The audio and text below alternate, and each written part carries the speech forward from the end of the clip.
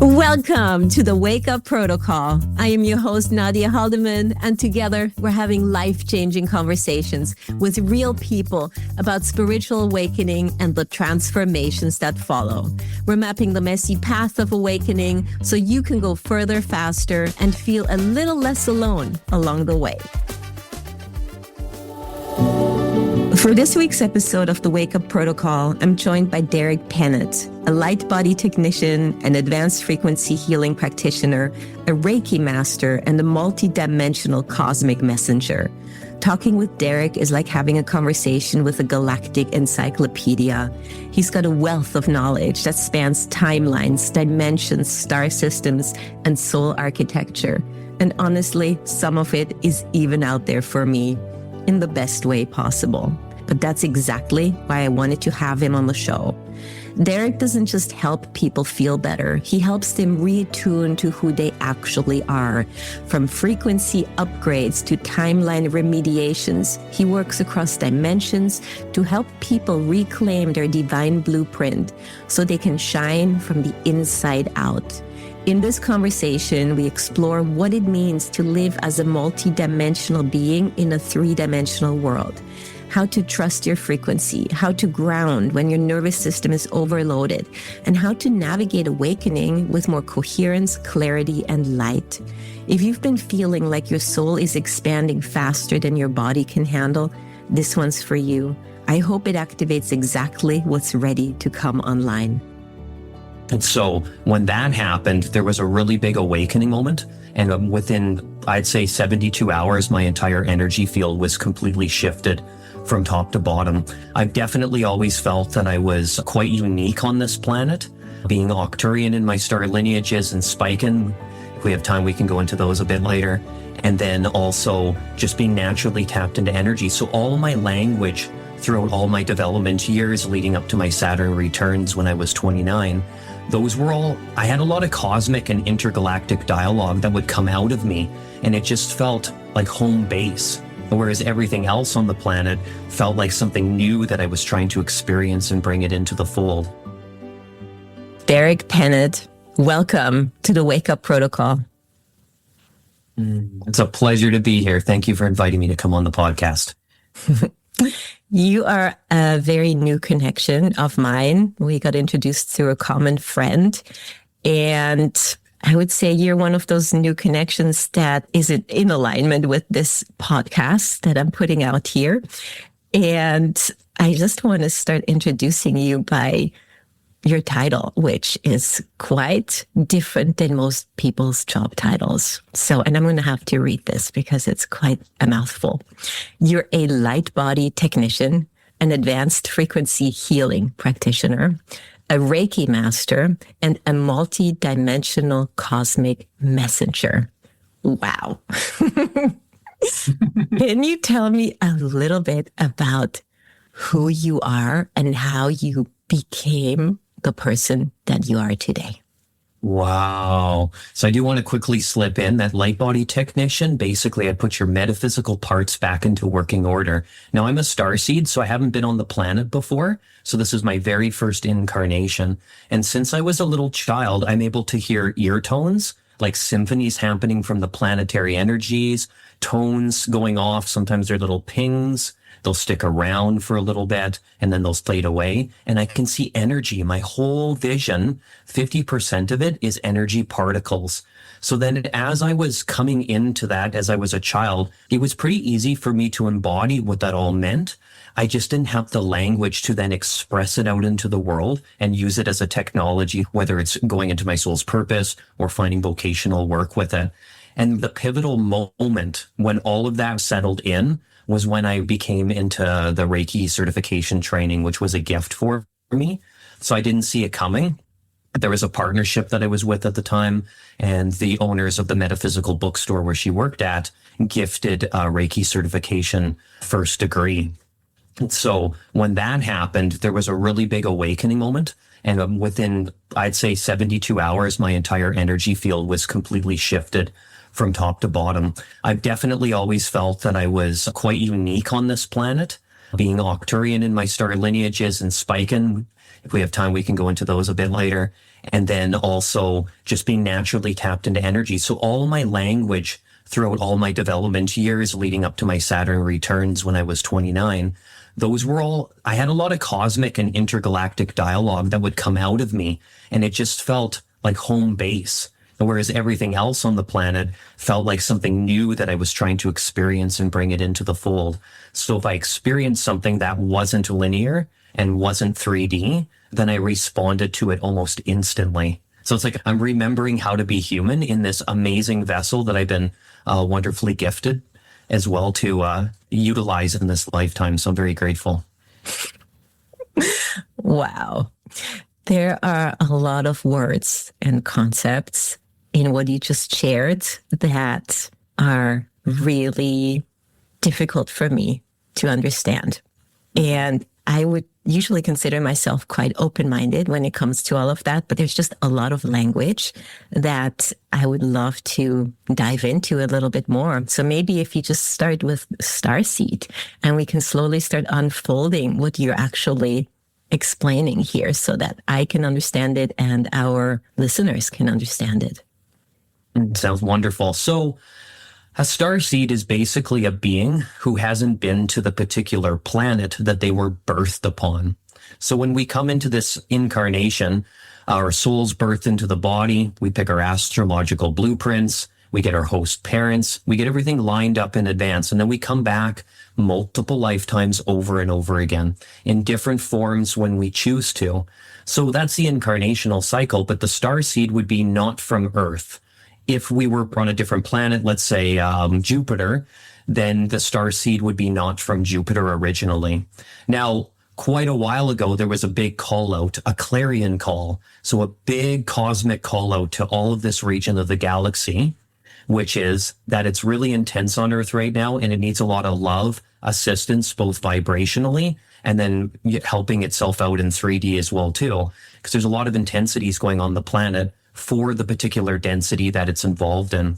So a whole bunch of star seeds. The legend is that there's 144,000 of us beings that originally came. And then from there, more has been birthed after that point as well, too. They're high-level luminaries, and I don't like high or low as being better. It's just more so that the vibration is finer. And they carry a lot of codes. So I like to call those light codes. They get emitted through the aura. So just by being on the planet and just walking around in their day-to-day life, whether at the grocery store, they're driving a car, it doesn't really matter what they're doing. These light codes come off of the star seeds because they're naturally encoded to carry a large amount of vibrational current. And when I say vibration, frequency, and energy, that's because that's the primary feature for what we're made up, right? We use energy to power our vehicles. We're using energy when we get it from food, energy when we go to sleep, our cells. So we're deeply connected into that. But the starseed specifically acts as like an activator.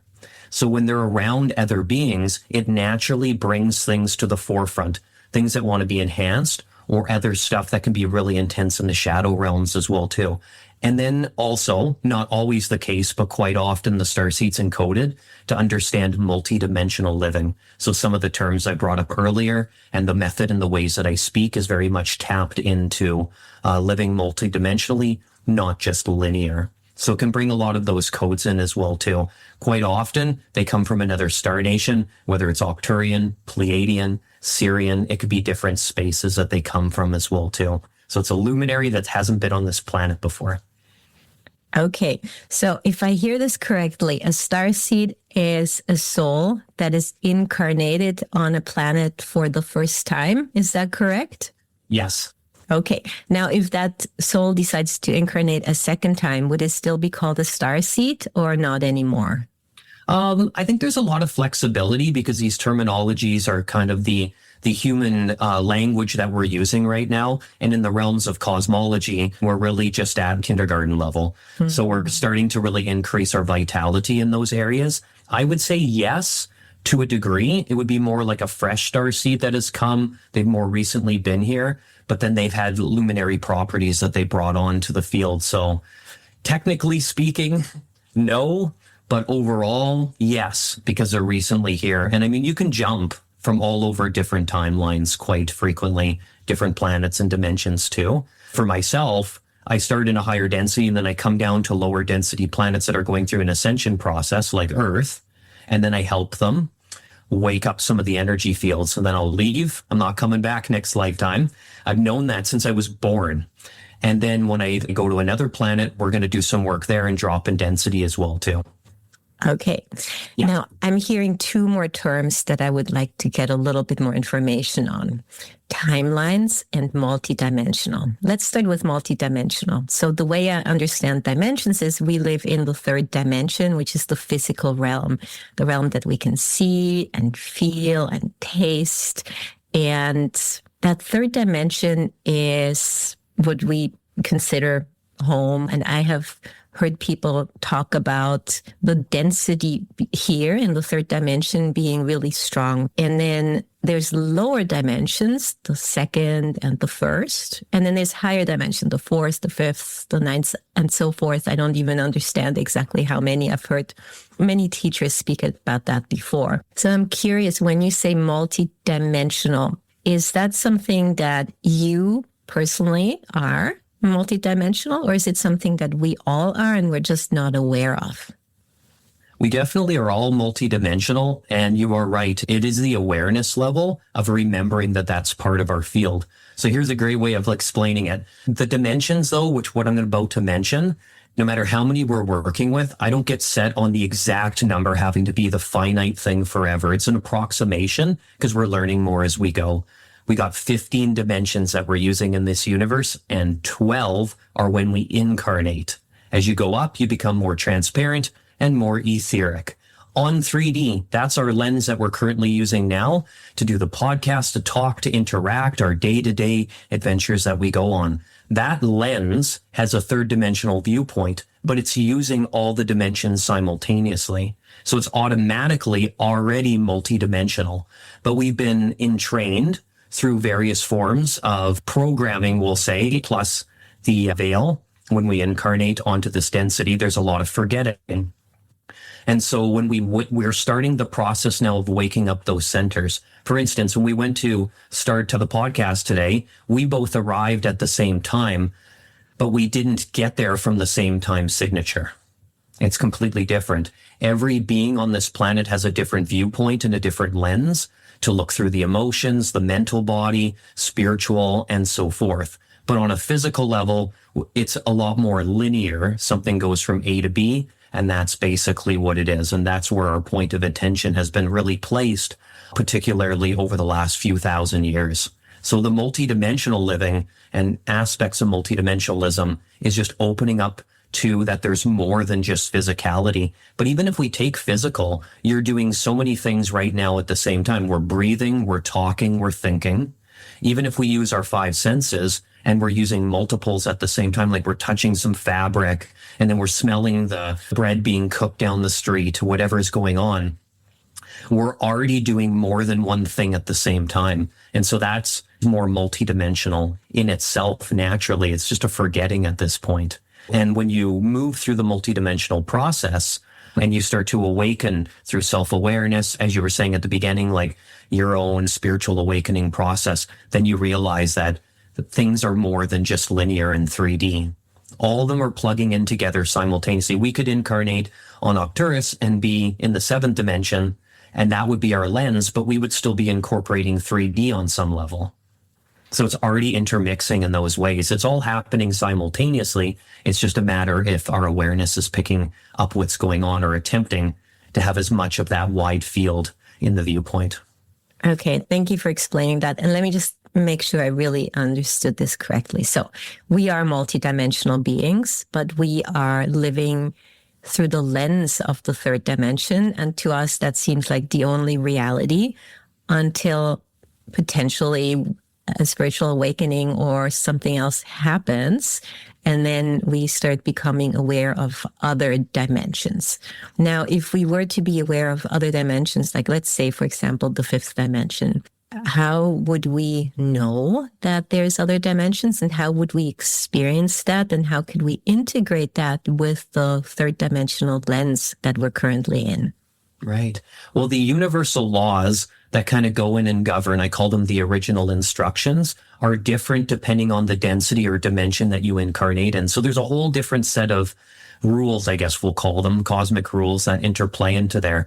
But when you go down to the third density, what happens is there's a lot more forgetting. And through the process that we've been entrained in, the conditioning that's going on through many countless generations, that wisdom of there being other dimensions, that wisdom of the light codes that were made of energy, sound, frequencies, and sacred geometry doesn't get passed down as much through the generations. So then when these beings are birthed, let's say even into the fifth dimension, their parents and the community around them, the education systems, not in all cases, but quite frequently, it's bringing in that high level wisdom and starting them from their little pidlets.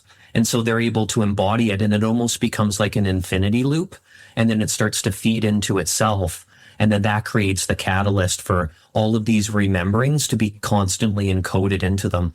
If we're filling them up now with intensities, shadow work, trauma, distorted systems, all the different, we're kind of negotiating now how we want New Earth to look. But when we feed that into the system for no less, the issues that we've been on Earth have been going on for at least 25,000 years.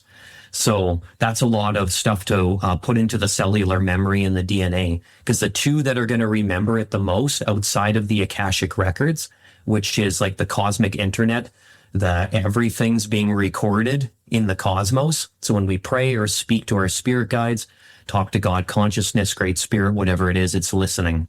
It's recording it. We are it. It is you. Now, the other two in the incarnational vessel is going to be your cellular networks and your DNA. So when you pass that information and encode it through speaking words, tones, education, how we nurture our children, they carry that with them. And then they pass that along to the new ones that are birthed as well too. And it just becomes a beautiful, like I said, infinity symbol. And it's just feeding itself all of that wisdom constantly. And then it doesn't disappear. So when you tap into universal law, what would be those things like, how do the energies of the planets hold together? How do we have weather systems? How is Earth a living, sentient creature? How is there portals that you can do to time warp through the suns? All of that is like encompassed into universal law, and each dimension is going to have its own set of rules in the hologram. Okay, there is so much information for my brain to process right now. And my curiosity right now is, how do you know all of this? Wow, that is an amazing question.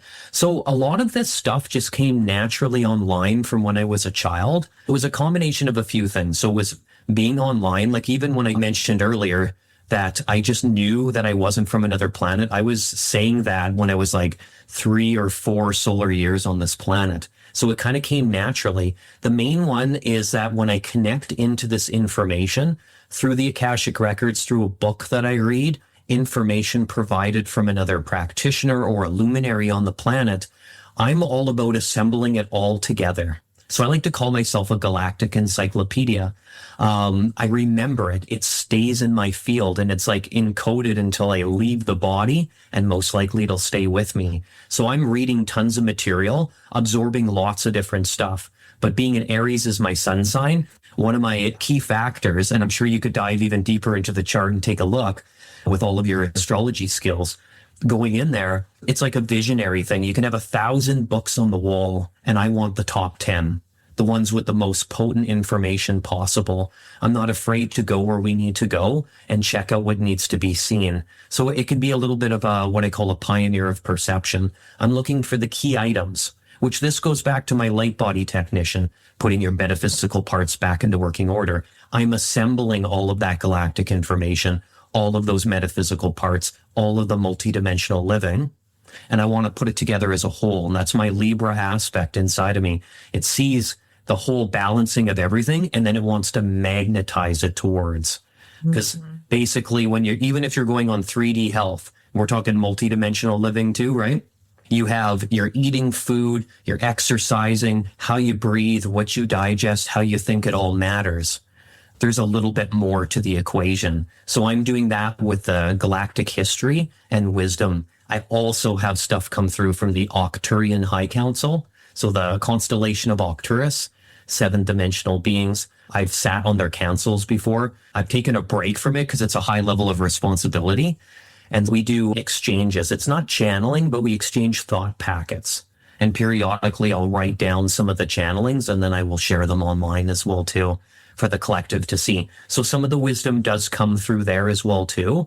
And we're all connected to great spirit, prime creator consciousness. So I find the highest level of where that society is at collectively brings in the most potent information, whether on Mars, Earth, or another dimension, it doesn't matter.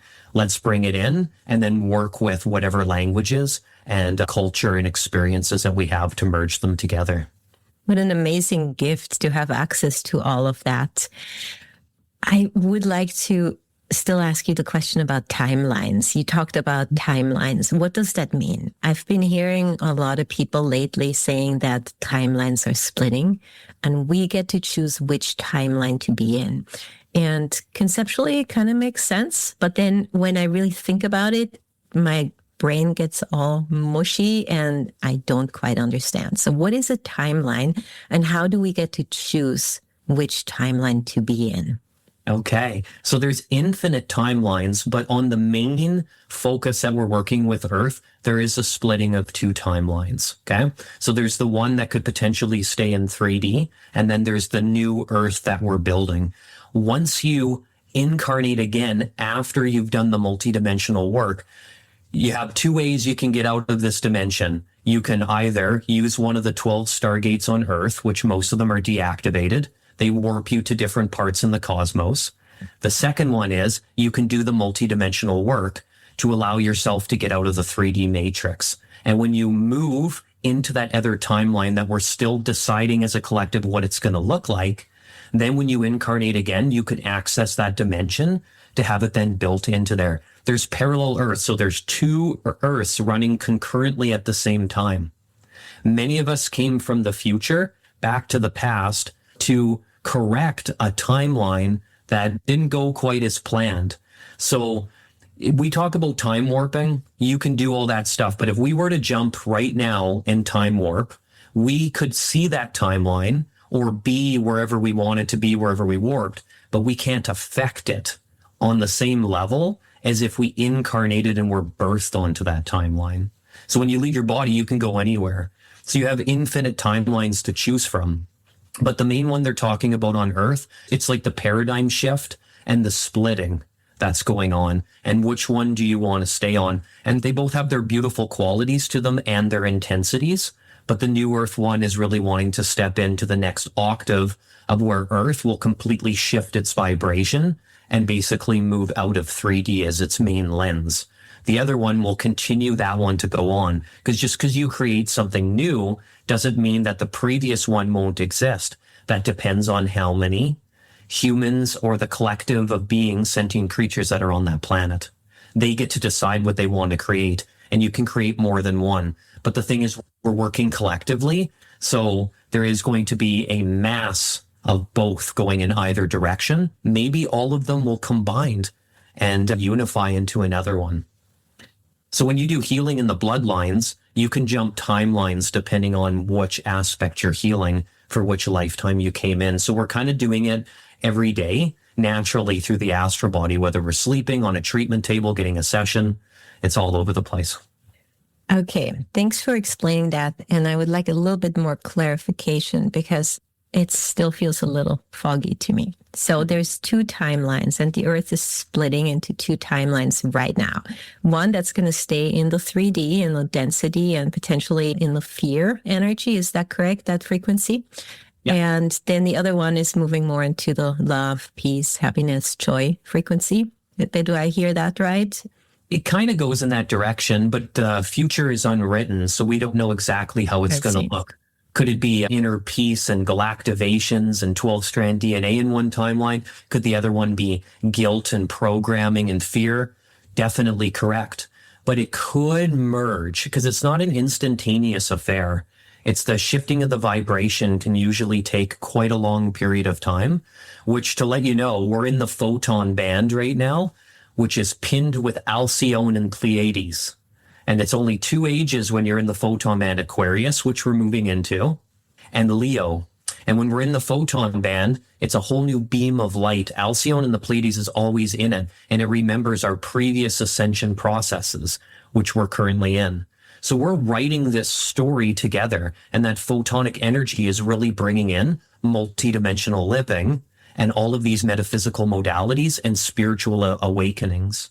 So it's enticing it to go that way, but we're moving together as one unit, but you can have two different timelines going on. I mean, there's technically more than that, but those are the two main ones that we're going to be working with. You are correct. A New Earth is more an illuminated version of what we're seeing on here on the planet right now, and creating that into that next octave. We do have a longer story at play where we've heard of Gaia. Gaia is 7D Earth consciousness, and it technically exists on another timeline because it's in the seventh dimensional lens. In between the two is Tara, which New Earth is wanting to go in the direction that Tara went. A lot of humans came from Tara and landed on Earth. All the energies that you experience in the astrology that you work with deeply, that stuff, all the planetary energies came from Tara's atmosphere that had a little bit of a trip up with the consciousness and a little bit of an event that took place. And all the different aspects of Tara, which is 5D, our Earth parallel cousin in the stars, New Earth version. All those energies of the atmosphere went into Pluto, Jupiter, Saturn, and the archetypes that we're embodying based on the energy impulses that those planets are giving. When we unify them together and master them, then we create that 5D New Earth consciousness, because we're the whole wheel. We just have different aspects that are more illuminated in this particular lifetime, more highlighted. So that's kind of like the version of it. So that would be a third timeline with Tara. So it gets more complex as we go. I'm keeping it as simplified as possible. Yeah, but it's pretty neat. So Tara merges with Earth. So it's merged with our particles right now. And that's what's creating this pulse, why you can have these cosmic conversations walking down the street on a more regular basis. And 20 years in the past, if we're counting linear time, it wasn't quite as common. There's so much information. So you said Tara merged with Earth, and the astrological information came from there. So as you know, I've been going really deep with astrology for the last many, many years. And every once in a while, somebody asks me, but how do people know to associate certain meanings and properties and traits with certain planets and signs? And I don't know. It's just there. And when I work with it, it works. So is it that the information, the intel came from Tara and got incorporated into our dimension? Or do you even know the answer to that? Well, it would be the combination of Tara. So that's having an influence. And when the planets merge, it's like it's astral particles are merging. So it's influencing stuff. And then on top of that, you have the universal grid work, which is universal law. And then you have the planets themselves, which are sentient beings. If a human moves up the chain of events, you can become an ascended master when you've completed your work. You can become an archangel. You can become a planet. So the planets are evolving with us. Just because they're larger, it doesn't mean they're any more important than who we are down here as well, too. And each one of them carries a signature. So for tens and tens and tens of millions of years, we've been observing that human behavior, right? Passing it down through the lineages. And astrology is one of those magical modalities that just carried with us. Since the first humans were on the planet in some form, we've gazed out into the stars and gotten information. But previous to all of this, we would have other visitors come from those stars and then communicate various wisdoms about what's going on in our solar system because they've studied it or they've incarnated here and been it. So it's the combination of all of them together and the wisdoms that you find in it. And then you bring into the fold all the master astrologers of this age, all the beings who are interested in the planetary energies. We're feeding that central database and learning more about it, because each archetype, each planet, you could write a 10,000 page book and it could constantly evolve even from that point too. That's why it's so fascinating. Astrology is amazing.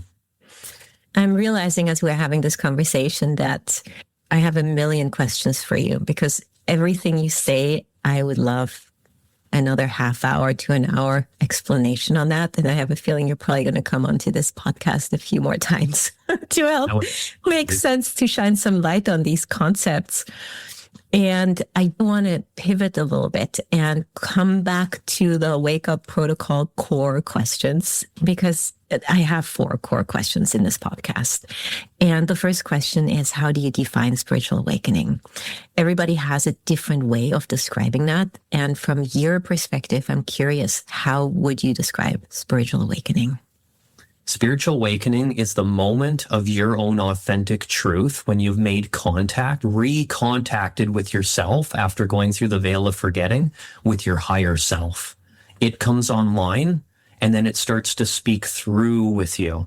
And no two are the same. But for me, that was where the big contact was, realizing that everything is energy and then your higher self moving through you. And when those higher aspects of your own version of yourself start to come online, no matter what the catalyst is, whether it's a specific event that you went to, a certain podcast you listened to and it woke something up inside of you, or a book, it can come from anywhere. Usually it's the very simplest form that can start this domino effect. And then once everything rolls from there, it kind of takes a life of its own and you're co-creating the journey with it. And then you realize that your own relationship to the cosmos is your own connection. Nobody can ever take that away from you, and it's built right into the human equation. Mm-hmm. And so that awakening wakes up all those dormant parts inside of you, and they want to play, speak, and be seen in the world. Is there anything else you want to add? Oh, wow. I mean, there's so much beautifulness there, too. I can speak of my own specific realms as well, too, intermixed into stuff.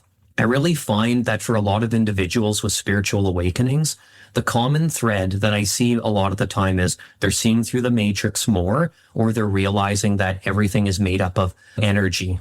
And so they tend to go down that pathway. Some individuals connect to acupuncture more because they need something a bit more tactile. And then others are interested in tuning forks or sound healing. Some sort of metaphysical modality or at-home practice just seems to find you in some sort of a way. And then things get more illuminated. And then you start to realize that there's more than just me in this human vessel. And once you've gone even deeper into your spiritual awakening process, you almost look at yourself from the third person. You're like amazed that it's just like acting itself out. How is this soul intermixed into the human vessel? What's holding it into place? And so because of all of that stuff, that's where I went on this journey to discover all of the different aspects of how that actually gets housed inside of the human vessel. But it's interesting because you can awaken to all this energy and open things up, and you're starting to think way more outside of the box. Cosmology, multidimensional living is coming online. But then you have these moments where you go right back to 3D quite a bit and being like, if I don't take the human vessel with me, what good is the rest of my journey? Because it is my spacesuit, right? Everybody wants to go to outer space. I'm super cosmic, but we're already in space. We're on a planet, which is our ship, flying through space. And this is my spacesuit. So it's already like really spiritual awakenings are like so wild, but it's already wild from birth. Even another human growing another human inside of themselves. Like it's pretty wild. And that's my take on the spiritual awakening factor. There is a few cases though, where sometimes the belief system that somebody was raised with might have interrupted the process of their organic discovery of who they are and their connection to the cosmos as well too. So then that's where with a lot of beings, I can find that that part wakes up inside of them and they almost take their personal power back. And then they redefine their own philosophies and belief systems as well too. I like to tell everyone belief, keeping it totally secure and locked into place. The word belief has lie in the middle, L-I-E, the double meaning behind words. How much are we maybe lying to ourselves? So whatever I share with you today, no matter what comes out, it's constantly being refined and it's constantly being changed and updated. So it is what it is. And also I'm not fixated on any of this being exactly where anything is. It's just my wisdom that I carry in this particular moment. But I do like to put in refinement and go into the studies and make sure that you're doing some deep dives. Thank you. I'm hearing a lot of people's spiritual awakening experiences coming from a place of being faced with their mortality, maybe going through a cancer journey, or maybe losing a loved one, or going through a really, really difficult breakup or something like that. You mentioned that it can be really light, that awakening. And what I'm hearing here on this podcast is really, really heavy stories. So can you maybe talk a little bit about why that heaviness sometimes is the catalyst to start that spiritual awakening process in people? Mm-hmm. That's exactly true. Some of the deeper intensities in the shadow work can bring us to those almost breaking points. And then it wakes something up from there. Near-death experiences a lot of the times where you can have a spiritual awakening as well too, because then your astral body really gets kicked out. You've left the body, you're looking at yourself laying there, and then you come back into consciousness. And usually during that period, there's a little bit of a key moment. A lot of beings are like channeling God consciousness, prime creator, and then they get some sort of directive and they get to make a decision if they want to come back. That's when I find that a lot of moments like that, or intensities with losing a loved one, can kick in that, whoa, time on earth can be a little bit short, even though it's a bit of an illusion, but in this 3D realm, and I want to get in touch with my soul's mission. Sometimes it can be even simple as like a food choice, something very simple. Maybe like a being is just like swimming in discomforts from some of the choices they're making, and then it compounds like geological plates on the earth. And that intensity just gets to that breaking point where suddenly it launches us. It's either you change or this is going to turn into dis-ease is what I like to call them. Mm-hmm. And so you can have those moments as well too. So it can be very variable, but I find some of the shadow work, because I am sharing a lot of cosmology, multidimensional living and stuff being in the light, but my journey was full of intensities, tons of it. And those moments of catalysts acted as big changes in my reality. And when you're in the middle of them, sometimes spiritual awakening isn't fun. It can be really intense and sometimes very isolating. Your whole friend group can change. You can have all sorts of new relationships pop in. Yeah, I'm going to meet my tribe and all that, but you're also dealing with some big intensities, and it doesn't always go that way. The end result is quite magical, but you really have to go inward and go solo and face some really big intensities. I find some of them get comboed up with astrology a lot. So your Saturn returns at 29, or when you have your Uranus opposition in that 42 to 45 range, Chiron returns. I find there's some moments like that, Pluto square Pluto, where it brings that stuff up. And if we check the astrological alignment, usually there is something being dug up at that point as well too. And I find the two play out together quite regularly. Yeah, absolutely. We definitely know that there's a correlation between those hard aspects and pivotal moments in people's lives. So in the beginning, you mentioned that you came through as a starseed and you had that awareness at a really young age. Do you feel that you were already born with a sense of connection to your higher version of yourself, or did you have a pivotal moment where something shifted and you went through a spiritual awakening? I definitely felt pretty connected as a child, but my upbringing had breathe room for me to play and explore, but it definitely didn't have the languages and the education to bring that stuff into the field or my curiosities. I mean, I would walk around on the playground as a child and have long conversations with the sun, like the amount of stories I could share with you connecting to the plants and the animals and being able to just touch a leaf on a bush or a tree or a plant and be able to receive downloads of information. That's been regular. I will mention my critical moment that took place.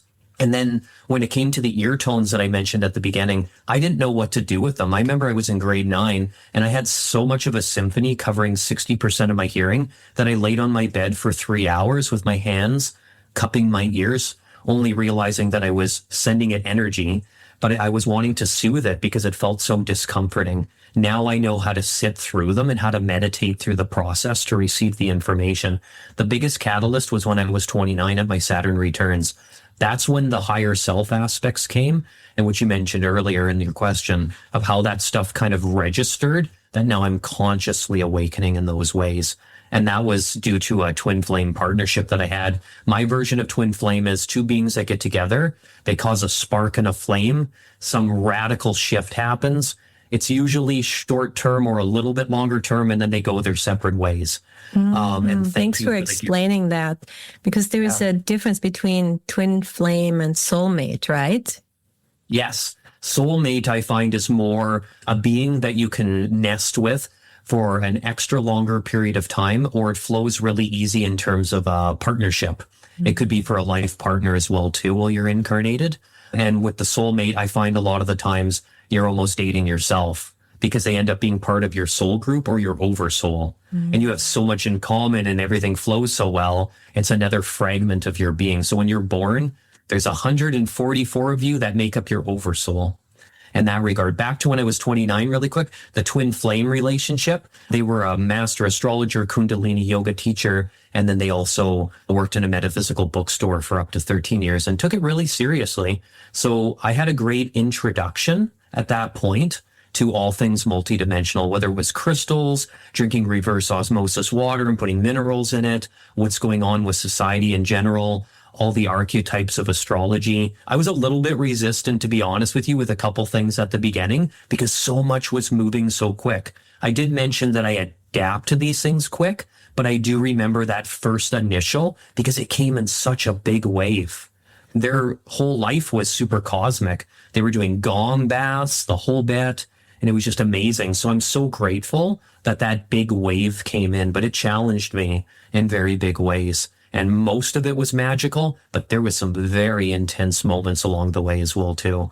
But I'm so grateful. And so that went on for about 7.5 years of development and going inward and doing the work and then stepping into the seat of my multidimensional living. Yeah, thank you for taking us on that journey. And was that during your Saturn return at age 29 that started? Yeah, totally. Almost right on the nose. It kicked in there. And then it went on till about 31 and a half. So I went on a 7.5 year journey with this human, this sentient creature on Earth. And the main impact was to about 31 and a half, 32. So my full Saturn returns was a complete overhaul. And this was the way I was living, speaking, talking, acting, and showing up in the world. And really, it wanted responsibility, which we know Saturn works with that in a very big way. So my initiation into adulthood was, we're changing all of your food, natural fibers are coming in, all the good stuff. And I basically dove in for it. And simultaneously, you're then going to have the awakening of the cosmos come through. Some metaphysical modalities are starting to come online to help remediate the energies, detoxify the whole bit.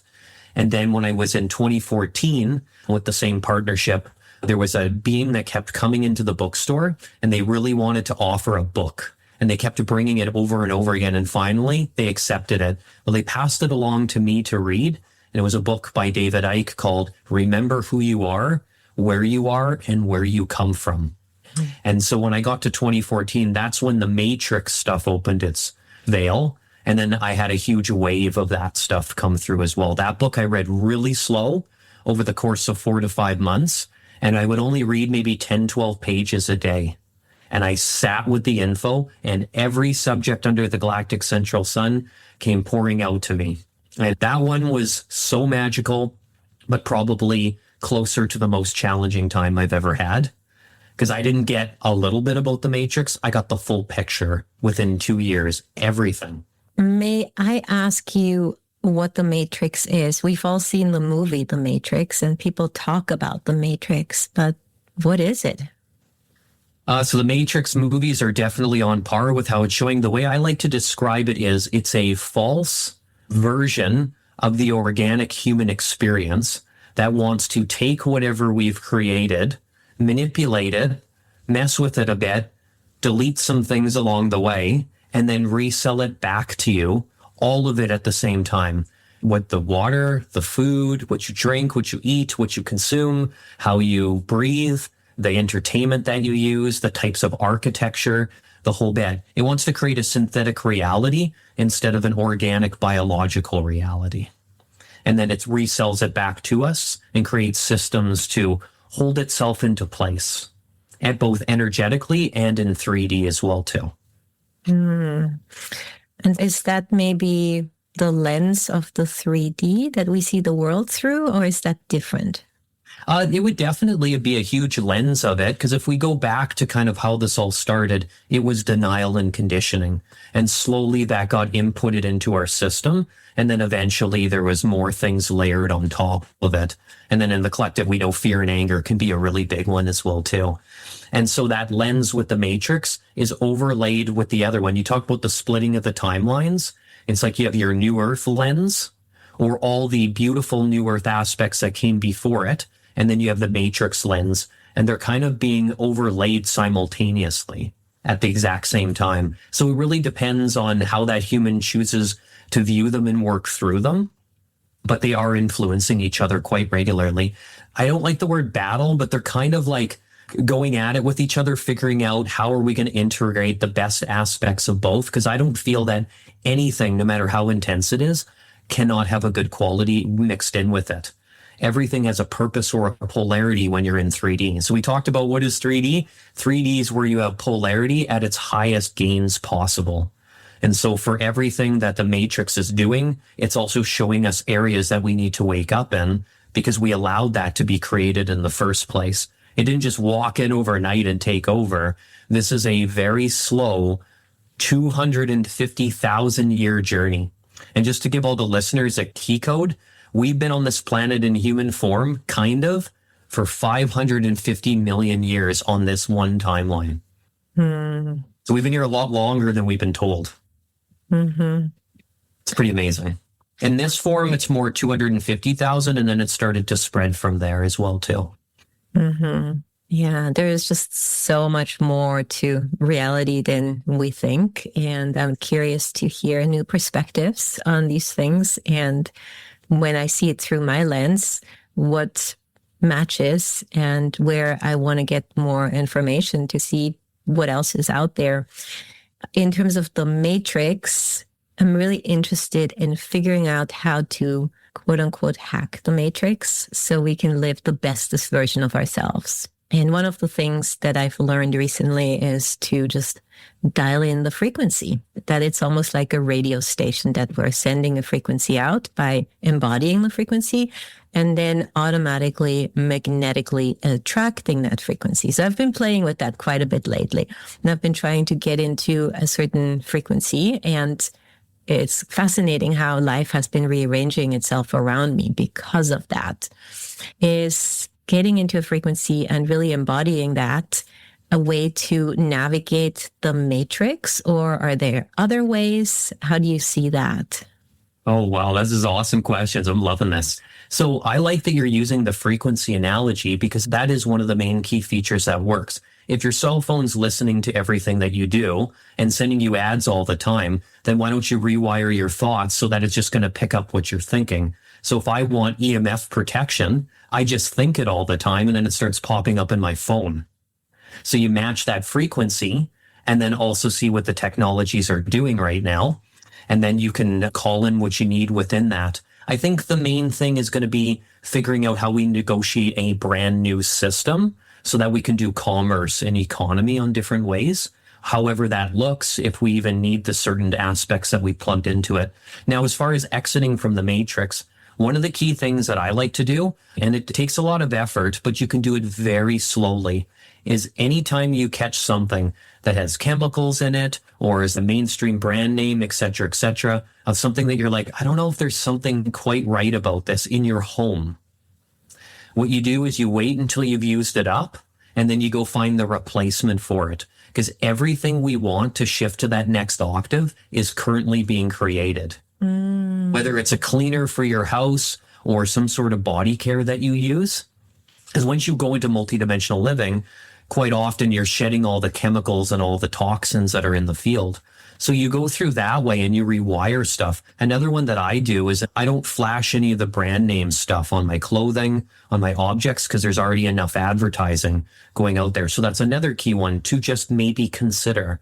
Other aspects is like making choices. Am I going to go to the forest today, or am I going to go to the shopping mall? Do I have a purpose at being at the shopping mall because I needed this one thing you can't get anywhere else? based on how your city, town, or area is laid out? Or do I want to go to the forest? So it's making those choices on a daily basis to deplug from that system. The main one is we're still going to be slightly in it anyways because it's covering the globe. But the main aspect is that you can take your consciousness and move it away from that field so that you cannot be programmed no matter how much programming is attempting to influence you. Mm-hmm. I hear that a lot of people are making pretty profound shifts in their lives after having a spiritual awakening. They tend to hang out with different people. They consume different foods and drinks. They start exercising. They start connecting more with nature. And it sounds like being more mindful of the types of products that we bring into our experience is potentially one of the things too that will change. For me, wearing a lot more natural fibers, even scents, artificial scents like perfumes and things like that, they're no longer vibrationally working for me. They give me headaches and make me kind of dizzy. I'm noticing that it's actually no longer working, and it's something that I had no problem with before.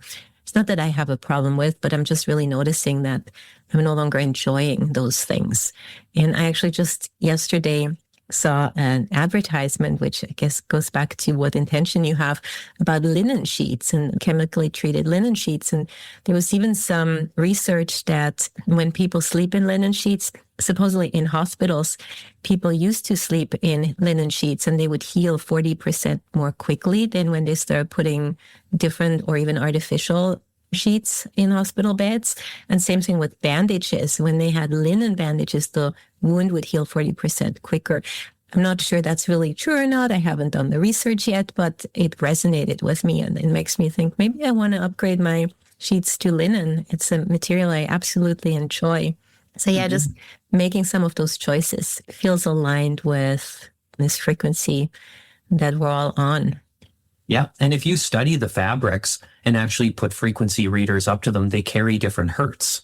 So I'm not hooked on which charts say what in terms of the exact numbers as I'm about to share with you, because you're going to see a whole bunch of different versions. But the main one is certain fabrics vibrate higher and they have a finer frequency. So linen, I've seen two different charts that show different numbers, but like linen and wool and stuff like that vibrate at 1,000 hertz. Whereas like polyester is 15 hertz, which is the frequency before you're about to go through the leaving the body process. So the death process.